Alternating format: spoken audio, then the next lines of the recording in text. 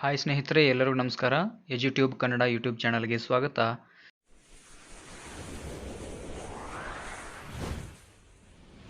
ಇವತ್ತಿನ ಈ ವಿಡಿಯೋದಲ್ಲಿ ಮುಂಬರ್ತಕ್ಕಂಥ TET ಪರೀಕ್ಷೆಗೆ ಉಪಯುಕ್ತವಾದ ಶೈಕ್ಷಣಿಕ ಮನೋವಿಜ್ಞಾನದಲ್ಲಿ ಬರ್ತಕ್ಕಂಥ ಕಲಿಕಾ ಅಸಮರ್ಥತೆಗಳು ಅಥವಾ ಕಲಿಕಾ ನ್ಯೂನತೆಗಳ ಬಗ್ಗೆ ತಿಳ್ಕೊಳ್ಳೋಣ. ಆತ್ಮೀಯರೇ, ಕಲಿಕೆಯನ್ನುಂಟು ಮಾಡುವಲ್ಲಿ ಉಂಟಾಗುವಂಥ ಅಡೆತಡೆಗಳನ್ನೇ ನಾವು ಕಲಿಕಾ ನ್ಯೂನತೆಗಳು ಅಥವಾ ಕಲಿಕಾ ಅಸಮರ್ಥತೆಗಳು ಅಂತ ಕರಿತೀವಿ. ಕಲಿಕೆ ಒಂದು ಮಾನಸಿಕ ಪ್ರಕ್ರಿಯೆ ಅನ್ನುವಂಥದ್ದು ನಮಗೆಲ್ಲ ಗೊತ್ತಿದೆ. ಈಗಾಗಲೇ ಕಲಿಕೆಯು ಸ್ಥಿರವಾಗಿ ಶಾಶ್ವತವಾಗಿ ಉಂಟಾಗಬೇಕಾಗಿತ್ತು ಅಂತಂದರೆ ಮಕ್ಕಳ ಮಾನಸಿಕ ಸ್ಥಿತಿ ಮೊದಲು ಸ್ಥಿರವಾಗಿರಬೇಕು. ಒಂದು ವೇಳೆ ಮಕ್ಕಳು ಯಾವುದಾದ್ರೂ ದೈಹಿಕ ಅಥವಾ ಮಾನಸಿಕ ತೊಂದರೆಗಳಿಂದ ಬಳಲ್ತಾ ಇದ್ದರೆ ಕಲಿಕಾ ಪ್ರಕ್ರಿಯೆ ಯಶಸ್ವಿ ಆಗೋದಿಲ್ಲ. ಅದಕ್ಕೆ ನಮ್ಮ ಶಿಕ್ಷಕರು ಒಂದು ಮಾತು ಹೇಳ್ತಿದ್ರು ಹಿಂದೆ, ಏನು ಅಂತಂದರೆ ಫಿಸಿಕಲಿ ಪ್ರೆಸೆಂಟ್ ಮೆಂಟಲಿ ಅಬ್ಸೆಂಟ್ ಅಂತ ಹೇಳ್ತಿದ್ರು. ಈ ಮಾತು ಬಹುತೇಕ ನಾವು ಬಹಳ ಸಾರಿ ಕೇಳಿರ್ತೀವಿ. ಬೋಧನೆ ಮತ್ತು ಕಲಿಕಾ ಪ್ರಕ್ರಿಯೆ ನಡೆದಾಗ ಕೇವಲ ನಾವು ದೈಹಿಕವಾಗಿ ಮಾತ್ರ ಅಲ್ಲಿ ಪಾಲ್ಗೊಳ್ಳಬಾರ್ದು, ಮಾನಸಿಕವಾಗಿಯೂ ಕೂಡ ಬೋಧನೆ ಮತ್ತು ಕಲಿಕಾ ಪ್ರಕ್ರಿಯೆಯಲ್ಲಿ ನಾವು ನಮ್ಮನ್ನು ತೊಡಗಿಸಿಕೊಂಡಾಗ ಮಾತ್ರ ಕಲಿಕೆ ಅನ್ನುವಂಥದ್ದು ಯಶಸ್ವಿಯಾಗುತ್ತೆ. ಇನ್ನು ಕಲಿಕೆಗೆ ಅಡೆತಡೆ ಉಂಟು ಮಾಡತಕ್ಕಂಥ ಕೆಲವು ಕಲಿಕಾ ನ್ಯೂನತೆಗಳು ಮಕ್ಕಳಲ್ಲಿ ಸಾಮಾನ್ಯವಾಗಿ ಕಂಡುಬರ್ತವೆ. ಆ ಕಲಿಕಾ ಅಸಮರ್ಥತೆಗಳು ಮಕ್ಕಳ ಕಲಿಕೆಯನ್ನು ಅಸ್ಥಿರಗೊಳಿಸಿಬಿಡ್ತವೆ. ಹೀಗಾಗಿ ಕಲಿಕಾ ಅಸಮರ್ಥತೆಯಿಂದ ಬಳಲ್ತಕ್ಕಂಥ ಮಕ್ಕಳು ಕೆಲವೊಂದು ಬಾರಿ ಏಕಾಂಗಿಯಾಗಿರ್ತಕ್ಕಂಥ ಮನೋಭಾವನೆಯನ್ನು ಬೆಳೆಸ್ಕೊಳ್ತಾರೆ. ಹಾಗಂತ ಕಲಿಕಾ ಅಸಮರ್ಥತೆಯನ್ನು ಹೊಂದಿರತಕ್ಕಂಥ ಮಕ್ಕಳು ಸೋಮಾರಿಗಳು ಅಂಥೇಳಿ ಅರ್ಥ ಅಲ್ಲ. ಅವ್ರಿಗೆ IQ ಕಡಿಮೆ ಇರುತ್ತೆ ಅಂತಲ್ಲ, ಅವರು ದಡ್ಡರು ಅಂತಲ್ಲ.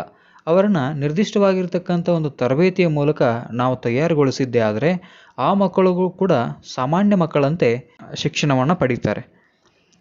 ಇನ್ನು ಸಾಮಾನ್ಯವಾಗಿ ಓದುವಿಕೆ, ಬರೆಯುವಿಕೆ, ಮಾತನಾಡುವಿಕೆ, ಆಲಿಸುವಿಕೆ, ಗಣಿತ ಮತ್ತು ತಾರ್ಕಿಕ ಚಿಂತನೆಗಳಿಗೆ ಸಂಬಂಧಿಸಿದಂತೆ ಅನೇಕ ಸಮಸ್ಯೆಗಳನ್ನು ಮಕ್ಕಳು ಎದುರಿಸ್ತಾರೆ.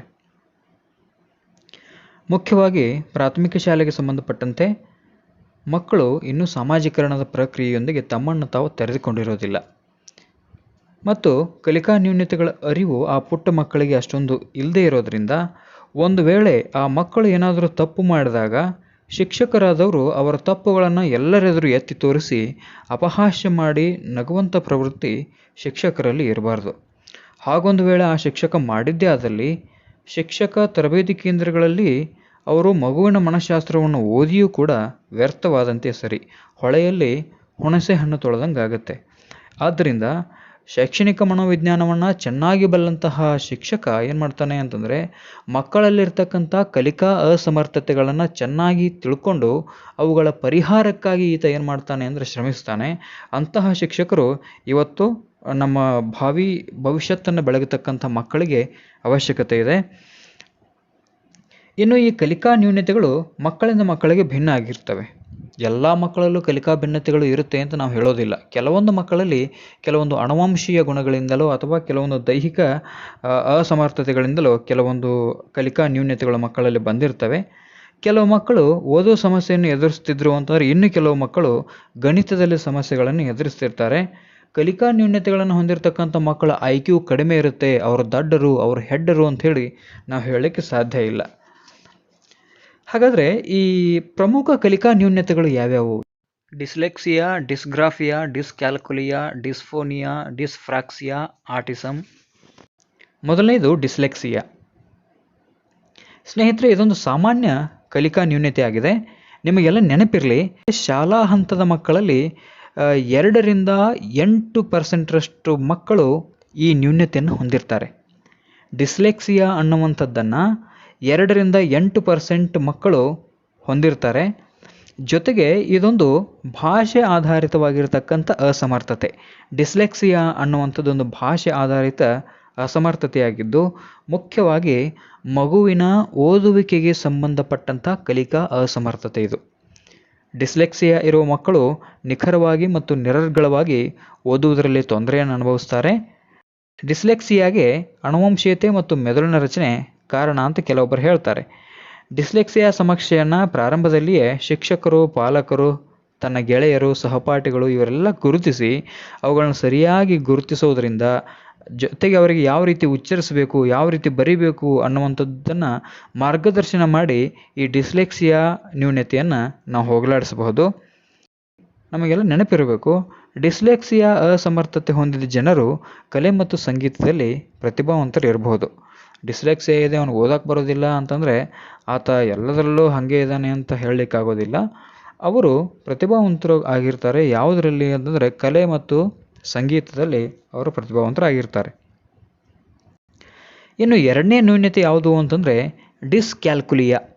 ಇದು ಜೀವಮಾನದ ಕಲಿಕಾ ನ್ಯೂನ್ಯತೆ. ಇದು ಗಣಿತದ ಪರಿಕಲ್ಪನೆಗಳನ್ನು ಗ್ರಹಿಸುವ ಮತ್ತು ಪರಿಹರಿಸುವ ಸಾಮರ್ಥ್ಯದ ಮೇಲೆ ಇದು ಪರಿಣಾಮ ಬೀರುತ್ತದೆ. ಈ ಡಿಸ್ಕ್ಯಾಲ್ಕುಲಿಯಾದಿಂದ ಬಳಲುವ ಮಕ್ಕಳ ತಲೆಯಲ್ಲಿ ಸಂಖ್ಯೆಗಳನ್ನು ಕುಶಲತೆಯಿಂದ ನಿರ್ವಹಿಸಲು ಮತ್ತು ಸಮೀಕರಣಗಳಲ್ಲಿನ ಹಂತಗಳನ್ನು ನೆನಪಿಟ್ಟುಕೊಳ್ಳಲು ಕಷ್ಟಪಡ್ತಾರೆ. ಇವರನ್ನು ಕೂಡ ನಾವು ಯಶಸ್ವಿ ವ್ಯಕ್ತಿಗಳನ್ನಾಗಿ ಮಾಡಬಹುದು. ಇವರ ಲಕ್ಷಣಗಳು ಹೆಂಗಿರುತ್ತೆ, ಡಿಸ್ಕ್ಯಾಲ್ಕುಲಿಯಾ ಇರ್ತಕ್ಕಂಥ ಮಕ್ಕಳ ಲಕ್ಷಣಗಳು ಹೆಂಗಿರುತ್ತೆ ಅಂತಂದರೆ, ಇವರು ಬರಿಬೇಕಾದ್ರೆ ಪೆನ್ನನ್ನು ಬಿಗಿಯಾಗಿ ಹಿಡ್ಕೊಂಡಿರ್ತಾರೆ. ಬರೆಯುವಾಗ ಪೆನ್ನನ್ನು ಬಿಗಿಯಾಗಿ ಹಿಡಿದಿರ್ತಾರೆ. ಜೊತೆಗೆ ಬರೆಯುವಾಗ ತಾವು ಯಾವ ಪದಗಳನ್ನು ಬರೀತಾರೋ ಆ ಪದಗಳನ್ನು ಜೋರಾಗಿ ಓದ್ತಿರ್ತಾರೆ ಇವರು. ಜೊತೆಗೆ ಇವರಲ್ಲಿ ಇನ್ನೊಂದು ಮನೋಭಾವನೆ ಏನು ಮುಖ್ಯವಾಗಿರ್ತಕ್ಕಂಥ ಲಕ್ಷಣ ಅಂತಂದರೆ, ಇವರಲ್ಲಿ ಹತಾಶೆ ಮತ್ತು ಒತ್ತಡ ಜಾಸ್ತಿ ಇರುತ್ತೆ. ಯಾರಾದರೂ ಏನಾದರೂ ಅಂತಾರೇನೋ, ನಾನು ತಪ್ಪು ಬರಿತಾ ಇದ್ದೀನೇನೋ, ಈ ರೀತಿ ಆ ಭಾವನೆ ಆ ಮಕ್ಕಳಲ್ಲಿರುತ್ತೆ. ಇನ್ನು ಮೂರನೇದು ಡಿಸ್ಗ್ರಾಫಿಯಾ. ಮೂರನೇ ಕಲಿಕಾ ನ್ಯೂನ್ಯತೆ ಡಿಸ್ಗ್ರಾಫಿಯಾ. ಇದೊಂದು ಬರವಣಿಗೆಗೆ ಸಂಬಂಧಪಟ್ಟಿರ್ತಕ್ಕಂಥ ಕಲಿಕಾ ನ್ಯೂನ್ಯತೆ. ಇಲ್ಲಿ ಮಕ್ಕಳು ಅಕ್ಷರಗಳನ್ನು ರೂಪಿಸಲು ಮತ್ತು ನಿರ್ದಿಷ್ಟ ಜಾಗದಲ್ಲಿ ಬರೆಯಲಿಕ್ಕೆ ಕಷ್ಟಪಡ್ತಾರೆ. ಇವರ ಕೈಬರಹ ಅಂದರೆ ಡಿಸ್ಗ್ರಾಫಿಯಾ ಹೊಂದಿರತಕ್ಕಂಥ ಮಕ್ಕಳ ಕೈಬರಹ ಶುದ್ಧವಾಗಿರೋದಿಲ್ಲ. ಸ್ಪಷ್ಟವಾಗಿ ಬರೆಯಲಿಕ್ಕೆ ಇವರು ಕಷ್ಟಪಡ್ತಾರೆ. ಜೊತೆಗೆ ಇವರ ಬರವಣಿಗೆ ನಿಧಾನ ಆಗಿರುತ್ತೆ. ಒಟ್ಟಾರೆ ಇಲ್ಲಿ ಮಕ್ಕಳು ಕೈಬರಹದ ತೊಂದರೆಯನ್ನು ಅನುಭವಿಸ್ತಾರೆ. ಇನ್ನು ನಾಲ್ಕನೆಯ ತೊಂದರೆ ಡಿಸ್ಪ್ರಾಕ್ಸಿಯಾ. ಇದು ಕಲಿಕಾ ನ್ಯೂನ್ಯತೆ ಅಲ್ಲದೇ ಇದ್ದರೂ ಕೂಡ ನರವೈಜ್ಞಾನಿಕ ಕಾಯಿಲೆಯಾಗಿದ್ದು ಸ್ಮೃತಿ, ಸಂಸ್ಕರಣೆ, ಇತರೆ ಅರಿವಿನ ತೊಂದರೆಗಳಿಗೆ ಕಾರಣ ಆಗಿರುತ್ತೆ. ಕೆಲವೊಬ್ಬರಿಗೆ ಓದಿದ್ದು ನೆನಪಿರೋದಿಲ್ಲ, ತುಂಬ ದಿನ ಆದಮೇಲೆ ಮರಿತಿರ್ತಾರಲ್ಲ, ಅದೆಲ್ಲ ಈ ಡಿಸ್ಪ್ರಾಕ್ಸಿಯಾ ಒಳಗಡೆ ಬರ್ತಕ್ಕಂಥ ನ್ಯೂನ್ಯತೆಗಳು. ಇನ್ನು ಐದನೇದು ಡಿಸ್ಫೋನಿಯಾ. ಡಿಸ್ಫೋನಿಯಾ ಅಂತಂದರೆ ಧ್ವನ್ಯಾಂಗಗಳ ದೋಷದಿಂದ ಮಾತನಾಡುವುದರಲ್ಲಿ ಉಂಟಾಗತಕ್ಕಂಥ ಅಸಮರ್ಥತೆ. ಕೆಲವೊಂದು ಮಕ್ಕಳು ಮಾತನಾಡಬೇಕಾದ್ರೆ ತೊದಲಿಸ್ತಿರ್ತಾರೆ. ಅದನ್ನು ಡಿಸ್ಫೋನಿಯಾ ಅಂತೇಳಿ ಕರಿತೀವಿ. ಆ ಧ್ವನ್ಯಾಂಗದ ಕಾರಣದಿಂದಾಗಿ ಏನಾಗುತ್ತೆ ಅಂದರೆ ಮಕ್ಕಳಲ್ಲಿ ಮಾತನಾಡಲಿಕ್ಕೆ ಅವರಿಗೆ ಸ್ವಲ್ಪ ತೊಂದರೆ ಆಗುತ್ತೆ. ಈ ಈ ಈ ಡಿಸ್ಫೋನಿಯಾದಿಂದ ಮಕ್ಕಳಲ್ಲಿ ಏನಾಗುತ್ತೆ ಅಂದರೆ ಧ್ವನಿಯಲ್ಲಿ ಏರಿಳಿತಗಳಾಗಿ ಕರ್ಕಶವಾಗಿರ್ತಕ್ಕಂಥ ಧ್ವನಿ ಕೆಲವೊಂದು ಸಾರಿ ಬರುತ್ತೆ. ಹೀಗಾಗಿ ಈ ಡಿಸ್ಫೋನಿಯಾಕ್ಕೆ ಕರ್ಕಶ ಧ್ವನಿ ಅಂತ ಕೂಡ ಕರೀತಾರೆ. ಇನ್ನು ಆರನೆಯ ಕಲಿಕಾ ನ್ಯೂನ್ಯತೆ ಏನು ಅಂತಂದರೆ ಆಟಿಸಮ್ ಅಥವಾ ಸ್ವಲೀನತೆ ಅಂತೇಳಿ ನಾವು ಕರಿತೀವಿ.